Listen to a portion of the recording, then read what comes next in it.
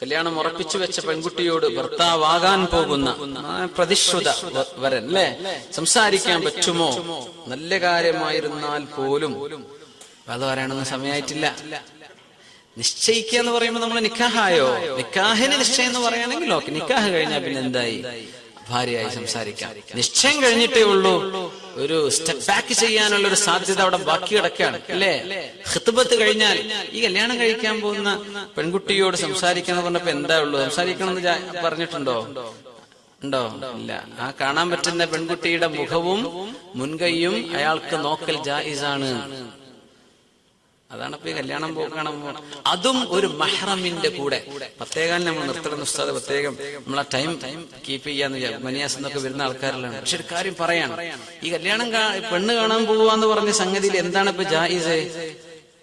നമ്മളിപ്പോ ഇങ്ങനെ ഈ മറ്റു നമ്മുടെ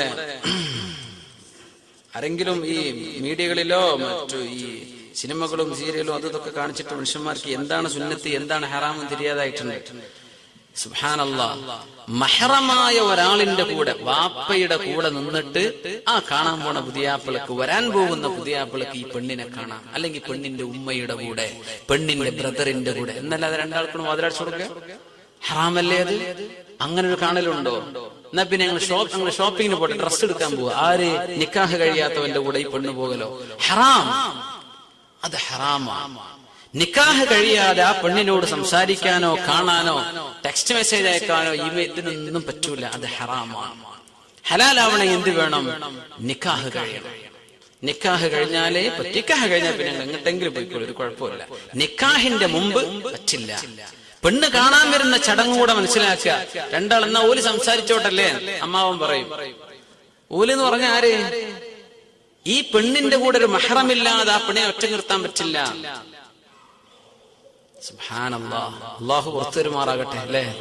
അപ്പൊ ഇങ്ങനെയാണ് ശ്രദ്ധിക്കേണ്ടത്. അപ്പൊ നിങ്ങൾ ബാക്കിയുള്ള വിഷയങ്ങളൊക്കെ ആദ്യം മനസ്സിലാവുമല്ലോ. പിന്നെ മഗ്‌രിബ് നിസ്കാരം പിന്തിച്ച് ജമാക്കാൻ പറ്റും? ജായിസാണ്. പിന്തിച്ച് മഗ്‌രിബ് ഇശാഇന്റെ കൂടെ നിസ്കരിക്കാൻ യാത്രക്കാർക്ക്. വിവാഹത്തിന്റെ സമയത്ത് അങ്ങനെ ഒരു ചോദിക്കുന്ന ഒരു പ്രശ്നം അല്ലെങ്കിൽ അങ്ങനെ ഒരു ആവശ്യപ്പെടുന്ന സംഗതിയെ വരുന്നില്ല എന്ന് നമ്മൾ മനസ്സിലാക്കിയിട്ടുണ്ട്. അത് പാടില്ല. ഒരാൾ സമ്മർദ്ദത്തിന് വഴങ്ങി, ഇപ്പൊ നാട്ടു നടപ്പ് പ്രകാരം ഒരു 30 പവനെങ്കിലും എങ്ങനെ കൊടുക്കാതൊക്കെ, സ്വർണത്തിന്റെ വില കൂടിയില്ലേ, എന്നാലൊരു 25എങ്കിലും കൊടുക്കാതെ ഞാൻ എങ്ങനെ എന്റെ കുട്ടിനെ കെട്ടിക്കുക? പക്ഷെ ഇയാൾക്ക് 5 പവൻ പോലും ഉണ്ടാക്കാൻ വകുപ്പില്ലാത്തൊരു വാപ്പയാണ്. ആ വാപ്പ കഷ്ടപ്പെട്ട് അങ്ങനെ ഉണ്ടാക്കി തന്നാൽ പോലും അത് ആ പെണ്ണിന്റെ സ്വത്താണ്, ആ വാപ്പയുടെ സ്വത്താണ്. അത് സമ്മർദ്ദത്തിന്, അത് ഭർത്താവിന് എങ്ങനെയാവുക? ഒരു മനുഷ്യന്റെ റിളയില്ലാതെ, പരിപൂർണ തൃപ്തിയില്ലാതെ ഒരു മനുഷ്യനും മിൽക്കിയത്ത് കിട്ടൂല. ഇത് മനസ്സിലാക്കാൻ എളുപ്പമാണ്. സ്ത്രീധനം ഹലാലോ ഹറാമോ എന്ന് സമസ്ത ഫത്വ നൽകട്ടെ. ഈ വിഷയത്തിൽ ഇത് ഹലാൽ ഇത് ഹറാം എന്ന് പറയാൻ കഴിയില്ല. ഹലാലാകുന്ന വശമുണ്ട്, ഹറാമാകുന്ന വശമുണ്ട്. ഹറാം ഇതാണ്, ഒരു മനുഷ്യന്റെ തൃപ്തിയില്ലാതെ ഉപയോഗിക്കുന്ന സമ്പത്ത്. അത് നിങ്ങളുടെ ഒരു 10 റുപ്യ ഞാൻ എടുത്താൽ നിങ്ങൾക്ക് പൊരുത്തല്ലെങ്കിൽ അതെനിക്ക് ഹറാമാണ്. ഏത് വാപ്പയാണ് സ്വന്തം വീട് പോലും വിറ്റിട്ട് ഇരിക്കക്കൂര വരെ നഷ്ടപ്പെടുത്തിയിട്ട് മകളെ കെട്ടിച്ചയക്കുമ്പോ ഈ വരന് കൊടുക്കുന്ന ഈ സമ്പത്ത് വാപ്പയുടെ തൃപ്തി ഉണ്ടാവോ? നമ്മളൊക്കെ ഒരു വാപ്പയാണെന്ന് സങ്കല്പിച്ചിട്ട് ചിന്തിക്ക്. ഇല്ലേ? അത് ജായിസല്ല. അത് തിരിച്ചു കൊടുക്കണം. ആ മനുഷ്യൻ ഇടങ്ങാറായി തന്നതാ, വാപ്പ നിങ്ങൾ പിടിച്ചോളി, എനിക്കത് ആവശ്യമില്ല. യുഗ്നിഹുമുല്ലാഹു മിൻ ഫദ്ലി. ഇതല്ലേ നമ്മള് നിക്കാഹിന്റെ സമയത്ത് ഓതുന്ന ആയത്ത്? യകൂനു ഫുഖറാ. നിങ്ങൾക്ക് എല്ലാവർക്കും അറിയുന്ന ആയത്ത്, യുഗ്നിഹുമുല്ലാഹു മിൻ ഫദ്ലി. കല്യാണത്തിന് വരുന്ന പുതിയാപ്പിളയും പുതിനും ദരിദ്രന്മാരാണെങ്കിൽ അള്ളാന്റെ ഔദാര്യം കൊണ്ട് അള്ളാഹുക്ക് മുതൽ കൊടുക്കും. സുബ്ഹാനല്ലാഹ്. നിക്കാഹ് ഒരു ബർക്കത്താണ്. പക്ഷെ നിക്കാഹിന്റെ മുമ്പെന്നത് കിട്ടണമെന്ന് ആഗ്രഹിച്ച് നടന്ന അതോടുകൂടെ ദാരിദ്ര്യം തുടങ്ങുകയുമായി. ആലോചിച്ചാൽ മതി, കഥകളൊക്കെ ആലോചിച്ചാൽ മതി. സ്ത്രീധനം വാങ്ങിയിട്ട് ബിസിനസ് തുടങ്ങിയിട്ട് ഇപ്പൊ എവിടെ എത്തിയെന്ന്.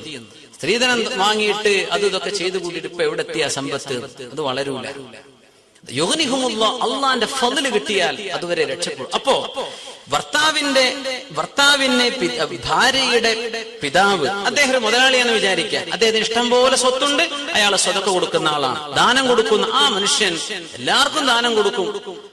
തന്റെ പുതിയാപ്പിളക്ക് അദ്ദേഹത്തിന് ഒരു ഗിഫ്റ്റ് കൊടുത്തു. ഇയാൾക്ക് ഇത് പ്രശ്നമല്ല, സമ്പത്തുള്ള ആളാണ്. ഇത് മകനെ എന്റെ വക ഗിഫ്റ്റ് ആണെന്ന് പുതിയാപ്പിളയോട് ഈ പെണ്ണിന്റെ വാപ്പ പറഞ്ഞു.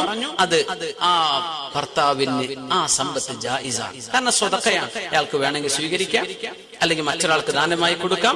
പക്ഷെ അങ്ങനെ ചെയ്യുമ്പോൾ മാത്രമേ ഇത് ജായിസാകുന്നുള്ളൂ. നമുക്ക് ഡിമാൻഡ് ചെയ്യാൻ അധികാരമുണ്ടോ? നമ്മൾ ആലോചിച്ച് നോക്കിയാൽ പൊന്ന് കൊടുത്തിട്ട് പെണ്ണിനെ വാങ്ങിയെന്നല്ലേ ദീൻ നമ്മോട് പറഞ്ഞത്? നിങ്ങൾ മഹർ കൊടുക്കി, എന്നിട്ട് പെണ്ണിനെ സ്വീകരിക്കും. അഖല്ലു മുതമവ്വിലിൻ, എന്താ ഫിഖ് പറയാ? വില മതിക്കുന്ന ഏറ്റവും ചെറിയ ഒരു ദിർഹം മതി, ഒരു മഹർ മതി, അതിന് വില ഉണ്ടല്ലോ.